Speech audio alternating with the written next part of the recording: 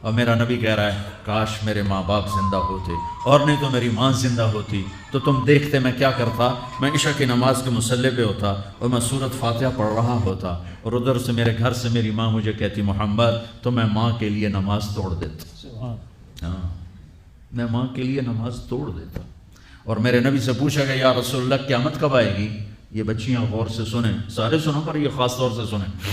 آپ نے کہا اللہ کو پتہ ہے کہ یا رسول اللہ کوئی نشانی بتا دیں، تو آپ نے کہا جب بیٹیاں بھی ماؤں کو ذلیل کریں گی تو قیامت آئے گی۔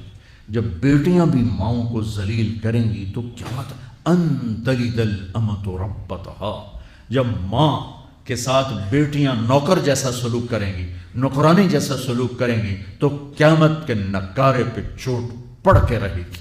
یہ نہیں کہا جب کفر پھیل جائے اور جب اسلام بٹ جائے گا، اس حالانکہ قیامت تو اس وقت آئے گی جب دنیا میں ایک مسلمان باقی نہیں رہے گا۔ یہ واقعہ کی سنگینی کو بتانے کے لیے فرمایا جب ماؤں کو ذلیل کیا جائے گا قیامت آ جائے گی۔ میرے نبی نے فرمایا عمر تیرے دور میں ایک شخص آئے گا اویس، اس کا قبیلہ ہوگا مراد، آگے سب کاسٹ ہوگی قرن، اویس بن عامر، اسے دعا کروانا، وہ کالے رنگ کا ہوگا، چھوٹے قد کا ہوگا، اور اس سے دعا کروانا، دعا تو بھی کروانا، علی تو بھی کروانا، علی اور عمر اویس ان کے لیے دعا کریں۔ انہوں نے پوچھا کیوں؟ کہ اس نے ماں کی خدمت کر کے اللہ کو اتنا راضی کر دیا ہے، جب وہ ہاتھ اٹھاتا اللہ خالی نہیں لوٹاتا۔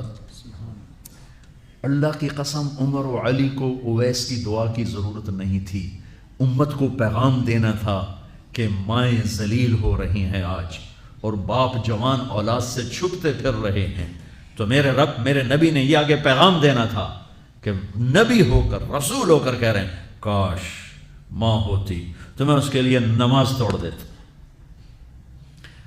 آپ کو 8 عورتوں نے دودھ پلایا والدہ سمیت، ان میں ایک ام ایمن بھی ہیں، آپ کے والد کی باندی، تو گھر میں تشریف فرما تھے، ام ایمن بیٹھی تھی حضرت عائشہ، تو ام ایمن کہنے لگی یا رسول اللہ پانی تو پلا دیں، تو اللہ کے نبی ایک دم اٹھے، تو حضرت عائشہ ناراض ہو گئی، ام ایمن اللہ کا رسول کو کہتی پانی پلا، تو اور کیوں نہ کہوں میرا بیٹا ہے میں نے دودھ پلایا۔ تو حضرت میرے نبی نے کہا ہاں ہاں عائشہ یہ میری ماں ہے، اس کا میں نے دودھ پیا ہے۔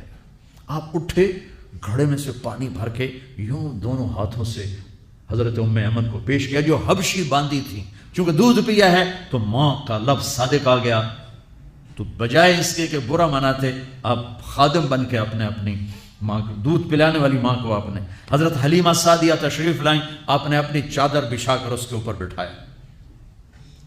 حضرت عمر کا دور خلافت آیا، وہ ہر سال حج کرتے تھے، اور بھائی کوئی اویس ہے وہ ملتا ہی کوئی نہیں تھا، 3-4 سال گزر گئے تو کہنے لگے سارے حاجی اکٹھے ہو جاؤ، بھائی سارے حاجی اکٹھے ہو گئے۔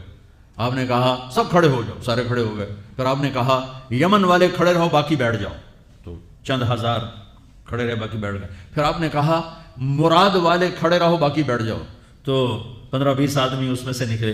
پھر آپ نے کہا مراد کی جو آگے سب کاسٹ ہے قرن والے کھڑے رہو باقی بیٹھ جاؤ، تو صرف ایک آدمی بچا۔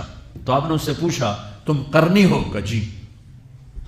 اویس کو جانتے ہو؟ کہ جی میرے بھائی کا بیٹا ہے۔ تو وہ تو تھوڑا سا ایسے ہی ہے دیوانہ سا، آپ کیوں پوچھ رہے ہیں؟ تو حضرت عمر رونے لگے، کہا وہ نہیں تو دیوانہ ہے، کدھر ہے؟ کہا جی عرفات گیا ہے اونٹ چرانے۔ تو حضرت عمر نے علی کو ساتھ لیا اور دوڑ لگا دی عرفات کی۔ وہاں گئے تو حضرت اویس ایک جھاڑی کے نیچے نماز پڑھ رہے تھے، یہ دونوں حضرات آ کے بیٹھ گئے، انہوں نے محسوس کیا 2 بندے آ گئے، نماز مختصر کر دی۔ حضرت عمر نے پوچھا کون ہو میرے بھائی؟ کہا جی مزدور ہوں۔ تمہارا نام کیا ہے؟ کہا جی اللہ کا بندہ۔ کہا ارے بھائی وہ تو سبھی اللہ کے بندے ہیں، تیری ماں نے تیرا نام کیا رکھا ہے؟ کہا تم کیوں پوچھ رہے ہو؟ انہیں تو پتہ ہی نہیں تھا کہ عمر ولی، کیوں بھائی تسی کون ہو انٹرویو کرنے والے؟ تو مولا علی نے کہا یہ ہیں عمر بن خطاب امیر المومنین اور میں ہوں علی بن ابی طالب۔ پھر وہ ہل گئے، کہنے لگی میں معافی چاہتا ہوں، میں پہلی دفعہ آیا ہوں، مجھے تو پتہ ہی کوئی نہیں ہے۔ تو حضرت عمر نے فرمایا تم اویس بن عامر ہو؟ کہ اچھا ہاتھ اٹھاؤ ہمارے لیے دعا کرو۔ وہ کہنے لگے آپ کیا کہہ رہے ہیں، یہ آپ کیا کہہ رہے ہیں، میں آپ کے لیے دعا کروں گا؟ میری کیا اوقات ہے؟ کہا ہاں ہاں ہمیں ہمارے نبی نے فرمایا تھا۔ عمر علی جنت میں تیرا گھر میرے گھر کے سامنے ہوگا، اس کے بعد کسی کی دعا کی ضرورت ہے؟ عمر، میں نے جنت میں محل دیکھا، میں نے پوچھا کس کا ہے؟ مجھے کہا گیا قریشی کا ہے، میں سمجھا میرا ہے، جانے لگا تو کہا گیا عمر بن خطاب کا ہے، ان کو اویس کی دعا کی ضرورت ہے؟ میدان عرفات میں 1.25 لاکھ صحابہ کے ساتھ آپ اونٹ پہ تشریف فرمائے، اونٹنی پر، تو آپ نے فرمایا اس وقت میرا اللہ میرے صحابہ پہ فخر کر رہا ہے اور عمر پہ خاص طور پہ فخر فرما رہا ہے۔ ہمیں پیغام دینا تھا، آنے والے زمانوں میں یہ ہونا تھا۔ سبحان اللہ۔ امام ابو حنیفہ کا نام تو سب کو معلوم ہے نا۔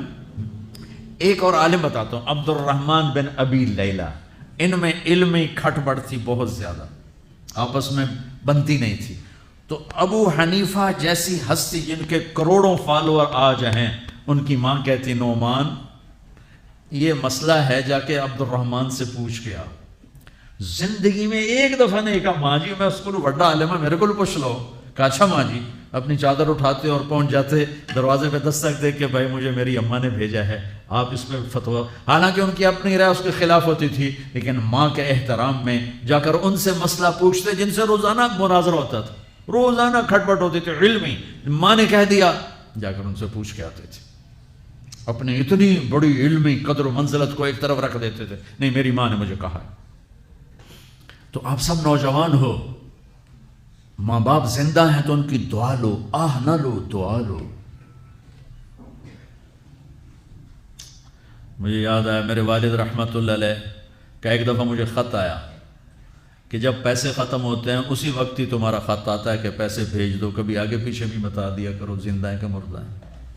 تو تعلق ہی نہیں تھا، صرف پیسے تک تھا، ابھی پیسے ڈال دو پیسے۔ اب تو خط کی ضرورت نہیں ہے، فون پہ ہو جاتا ہے، اس وقت یہ خط ہوتے تھے۔